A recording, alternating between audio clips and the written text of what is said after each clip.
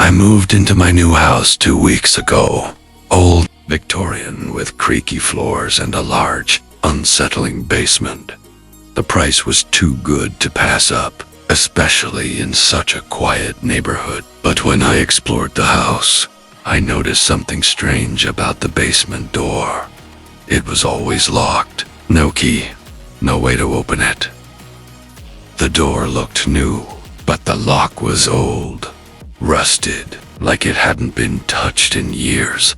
The first few nights were peaceful, except for the unsettling silence that hung in the house. But on the third night, I heard something, or rather, someone. The sound of scratching from the basement. It started quietly, like a mouse or something small, crawling through the walls. But the noise grew louder each night. I tried to ignore it. After all, it could just be the house settling, right? Old homes do that. But as the days went on, I couldn't shake the feeling that something was off. I felt watched, like there was something hidden behind that locked door waiting. Then, exactly at 3:07 a.m., the noise came again. But this time it was different. Instead of scratching, I heard something that sounded like whispering. It was faint at first, but it was definitely there. I tried to tell myself it was just the wind, but the whispers sounded like words. Then, the unthinkable happened. The basement door, which had been locked tight ever since I moved in, opened on its own. I froze. The door creaked like it hadn't been used in years. I could see a faint shadow moving in the basement. My heart raced as I stood frozen at the top of the stairs. I could hear something shifting in the darkness below, something large, scraping against the floor. I told myself I was just imagining things. I grabbed my phone and opened the flashlight, shining it down the stairs. The beam cut through the dark, revealing nothing but the same old clutter. But when I looked closer, I saw something in the corner of the basement, partially hidden by shadows. A small figure crouched down, its face hidden in the darkness. Without thinking, I started down the stairs. My feet felt light. I could hear my heartbeat in my ears as I approached the figure. "Who's there?" I called out, my voice shaking. There was no answer. The figure didn't move. I stepped closer, shining the light directly at it, and that's when I saw the face. It wasn't human. The eyes were too wide, too dark.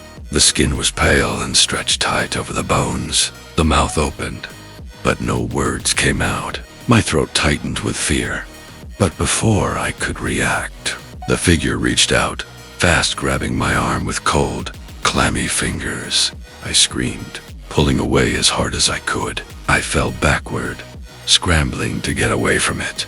But the creature followed me. It wasn't just crawling, it was sliding, its body moving unnaturally fast, like it was part of the shadows themselves. I ran, stumbling up the stairs and slamming the basement door shut behind me. My hands shook as I locked it again. Heart racing. The whispers had stopped, but I couldn't shake the feeling that it was still down there waiting. That night, I didn't sleep. I kept thinking about the creature in the basement. Was it real? Had I imagined it? The next day, I couldn't bring myself to go back down there. But the whispers didn't stop. They came every night, louder, clearer, until one night, I heard something that made my blood run cold. Let me out. It was the voice of the creature. But it didn't sound like it was coming from the basement. It sounded like it was right behind me. I turned. There was nothing there, but the air in the room was cold, colder than I'd ever felt. Then, I saw it. A small crack appeared in the wall behind me. The same shape, the same figure crawling through the cracks. its long fingers reaching out from the wall like it had always been there. Waiting, I backed away slowly, but the thing was too fast. It reached out, grabbing my wrist with its icy grip, pulling me toward it. The last thing I remember was the creature's face, its eyes so wide. I woke up the next morning in my bed, but something was wrong. I couldn't move my legs. I looked down and saw black marbles rolling across the floor, stopping at my feet. And then I heard the whispers again, clearer than ever. Let me